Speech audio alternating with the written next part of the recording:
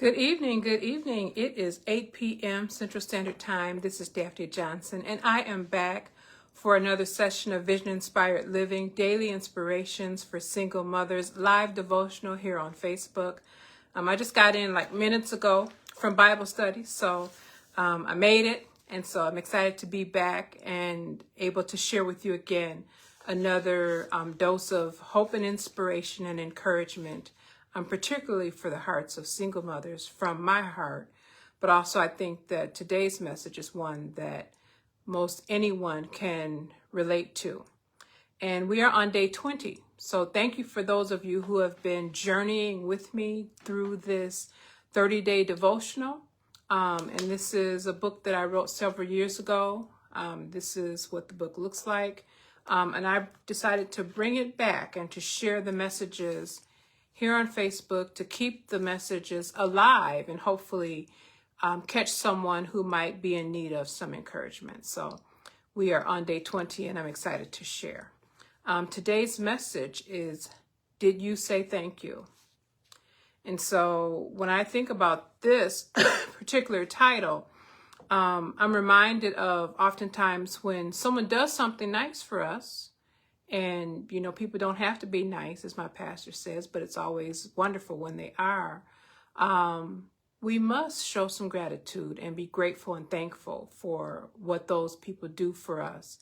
And so we certainly have to put that in the context as it relates to God and his generosity and his grace and his mercy towards us and the way he makes ways out of no ways for us, the way he opens doors for us, the way he closes doors for us. Those are all things that we can be grateful for. And sometimes when we're in a circumstance that we perhaps may have found to be undesirable, sometimes it's hard to think about something to be grateful for. But even in those times when it may be a little bit difficult or circumstances aren't what you expected them to be, there's always something to be thankful for. And I will tell you that I began a gratitude practice in the season of my life when I was looking personally for my own hope and inspiration and encouragement as my life took a turn that I didn't quite expect it to take. And I started that gratitude journal because I saw an episode of Oprah, and some of you may have heard this story. And at the end of each day, I would just write down and reflect on at least one thing that I had to be grateful for that particular day. And I think that's such an important concept, that each day find one thing that you can be grateful for. It really helps to elevate your thinking. It helps to elevate your expectation to know that God is good all the time. And as you all know, we say, and all the time, God is good. And so even in circumstances that we don't necessarily feel are the best, we can still find something to be thankful for. And I feel like I might end up going into a sermon for this, so I'm going to stop there. But today's message is, did you say thank you? And I do want to ask those of you, if you come in and if you're watching, say hello. Put a comment to let me know you're here. I would love it if you would also share this broadcast, tag someone who might also want to hear this message as well. And so today again is, did you say thank you? And it reads, through it all, don't forget to tell the Lord thank you. Thank you should be offered in good times as well as in bad, when there's sunshine and when there's rain in our lives. In everything, give thanks. Thank you should be offered to God for his goodness, for his grace and mercy, for extending his love towards us and providing his only begotten Son that we may have salvation. Thank you should be offered for Jesus' authority over sickness, sin, and death. Thank you should be offered that despite the enemy's best attempts to take us out, we're still here. Did you say thank you? And when I think about that, the enemy and his best attempts to take us out, we are still here. I don't know about you, but I have escaped many of the enemy's attempts to take me out. And it could have been an attack on my household, an attack on my finances, an attack on one of my children, it was an attack on the marriage. I mean, so there are so many things that happen in our lives that, may cause us to lose sight of the fact that God is still good. And I see that Carmen is watching. Thank you so much, Carmen, for watching. I pray that you find some encouragement, not only in this message, but that you would also share it as well with your network. I believe that there might be someone also who needs to hear just a little dose of encouragement and inspiration for their journey.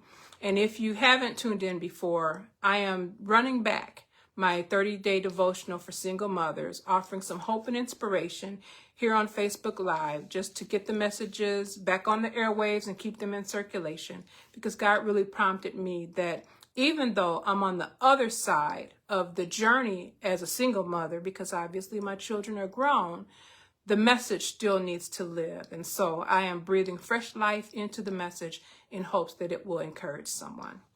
And so as I think about that message of did you say thank you? It is so easy to lose focus. It is so easy to lose track of God's goodness. And so if we take the time at the end of each day and at the beginning of the day, because I don't know about you, it's a blessing to wake up and for our feet to hit the floor. And so when you get up in the morning, give God thanks as well for a new day. Despite whatever challenges you may have encountered, God is still good. And it says to give him thanks in everything because he has authority.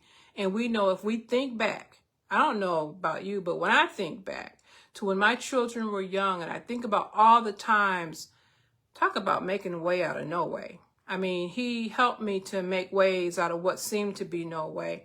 And, it's funny because I joke with my children.